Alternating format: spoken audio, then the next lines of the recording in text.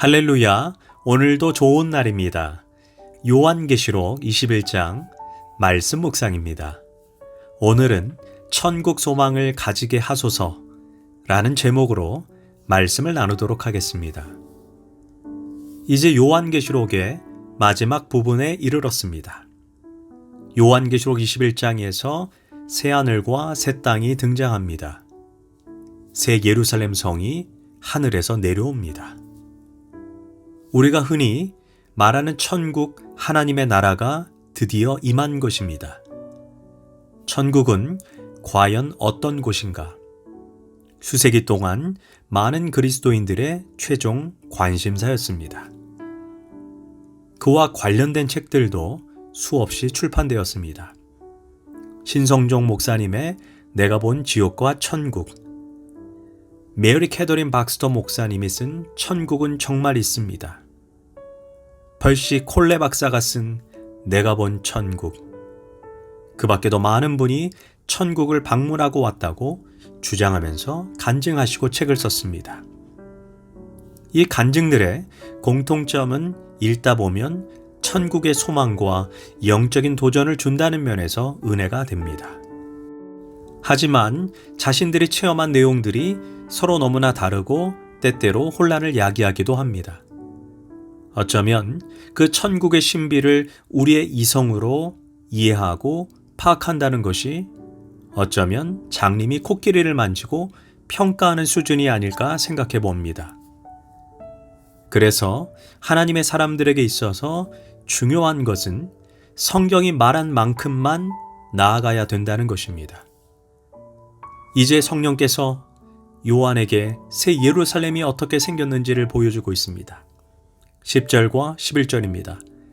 성령이 나를 데리고 크고 높은 산으로 올라가 하늘에서 내려오는 거룩한 성 예루살렘을 보이니 하나님의 영광이 있어 그 성의 빛이 지극히 귀한 보석 같고 벽옥과 수정같이 맑더라. 한마디로 황홀한 성이었습니다. 18절과 21절을 살펴보면 그 성은 마치 엄청나게 다양한 보석으로 만들어졌습니다. 사실 저는 듣도 보도 못한 보석이라 해석하기가 힘들지만 확실한 것은 천국의 영광과 아름다움은 이 세상의 어느 왕궁보다 아름답고 영광스럽다는 것을 말해주고 있는 것입니다.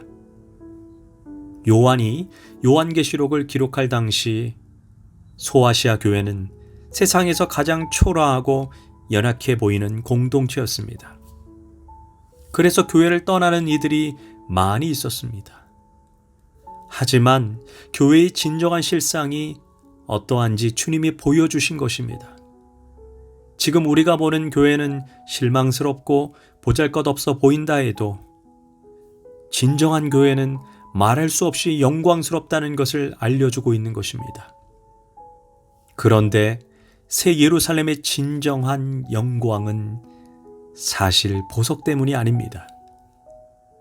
하나님이 우리와 함께 친밀함을 누리며 함께 살고 있다는 것이 가장 귀한 사실입니다. 3절입니다. 하나님의 장막이 사람들과 함께 있음에 하나님이 그들과 친히 함께 계시니 함께 사신다는 것입니다. 하나님의 집이 내 집 옆에 있다는 것, 그 하나님과 함께 삶을 나누고 그분과 함께 동행할 수 있다는 것, 생각만 해도 벅찬 일입니다.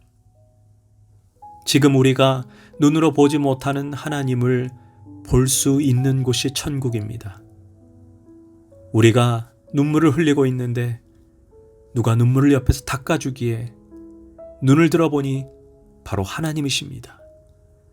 4절에 그 감동적인 이야기를 합니다. 하나님이 모든 눈물을 그 눈에서 닦아주시니 천국은 바로 이런 곳입니다.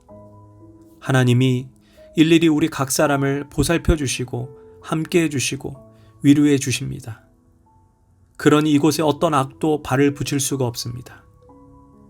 죽음도 슬픔도 울부짖음도 질병도 고통도 있을 리가 없고 27절에서 말한 것처럼 속된 것, 가증한 일, 거짓을 행하는 자가 절대로 들어가지 못합니다.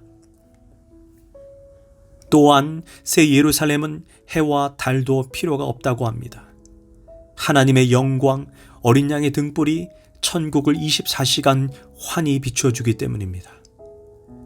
무엇보다 신랑 되신 예수님께서 요한복음 14장 2절에서 내 아버지 집에 거할 곳이 많도다. 내가 너희를 위하여 거처를 예비하러 가노니 거처가 예비하면 내가 다시 와서 너희를 내게로 영접하여 나 있는 곳에 너희도 있게 하리라. 이렇게 말씀하셨는데 그 약속을 이제 지키신 것입니다.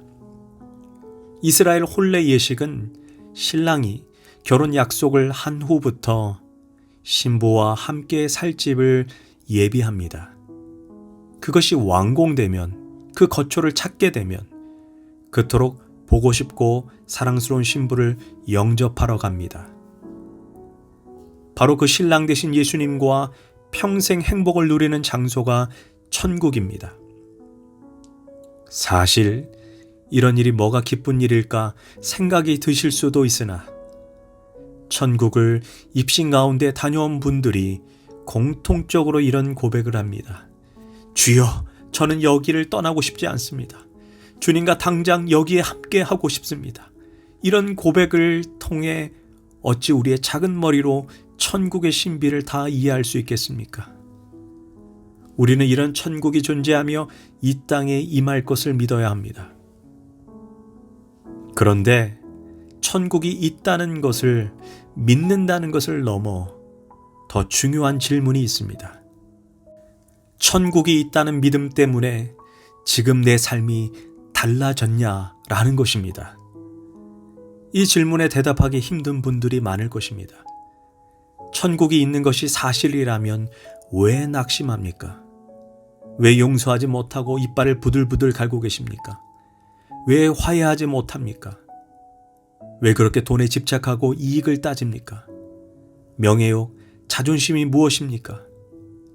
천국이 확실히 있다는 것을 믿으면서도 고난도, 염려도, 근심도, 미움도 해결하지 못해 억울함으로 그렇게 살아간다면 그 믿음이 무슨 의미가 있겠습니까?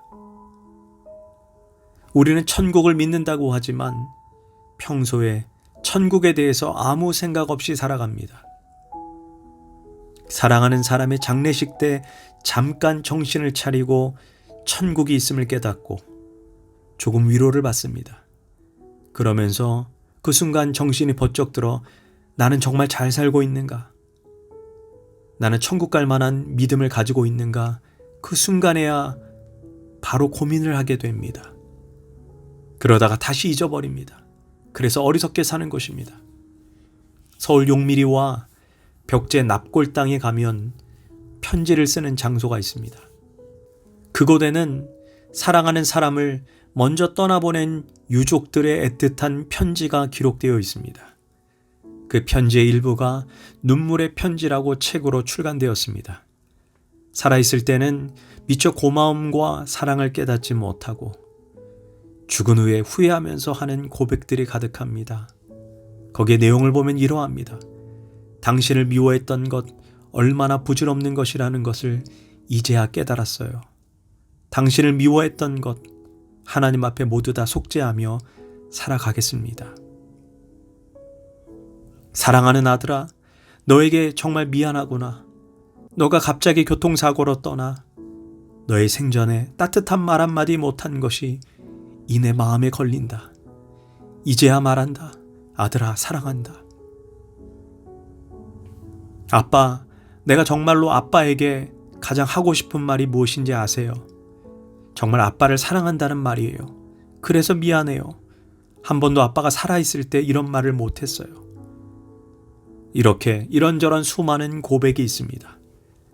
왜 죽을 때 가서야 이처럼 사랑하는 사람이 보이고 왜 용서하지 못하고 사랑하지 못하고 미워하면서 후회하게 되는 것일까요? 바로 우리가 천국을 보는 영적인 눈이 감겨 있기 때문입니다. 우리가 살면서 앞으로 가게 될 그 천국의 황홀한 기쁨을 보는 영적인 눈이 지금 뜨이기만 하면 누구를 용서하지 못하겠습니까? 누구를 사랑하지 못하겠습니까? 누구를 원망하겠습니까? 무엇 때문에 걱정 근심을 하겠습니까? 가장 귀한 것, 가장 영원한 것, 무엇과도 바꿀 수 없는 감추인 보화를 이미 얻었는데 말입니다. 그래서 지금 영생과 천국을 보는 눈이 띄어야 합니다. 마지막 날에 가서 새 하늘과 새 땅을 봐서는 안 됩니다. 그때는 너무 늦습니다. 지금 보는 눈이 열려야 내 인생의 변화가 이 땅에서 이루어지는 것입니다.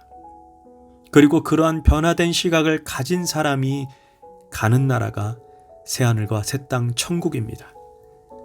그렇다면 우리는 이렇게 기도해야 합니다. 주여, 눈으로만 성경을 읽지 말고 영혼의 눈이 뜨여 새하늘과 새 땅을 매일 보게 하소서. 그러면 예수님이 내 삶을 변화시켜 주실 것입니다. 가정과 일터에서 마음 천국을 이루게 하실 것입니다. 기도하겠습니다. 주님, 제가 이 땅에서 분노가 나고 미움이 생기고 탐욕스러운 마음이 생길 때, 또는 용서하지 못하는 마음이 있을 때마다 영적인 눈이 뜨여 천국을 바라보게 하소서. 그로하여금 용서하는 마음, 사랑하는 마음, 이해하는 마음을 갖고 이 땅에 살게 하소서. 예수님의 이름으로 기도합니다. 아멘.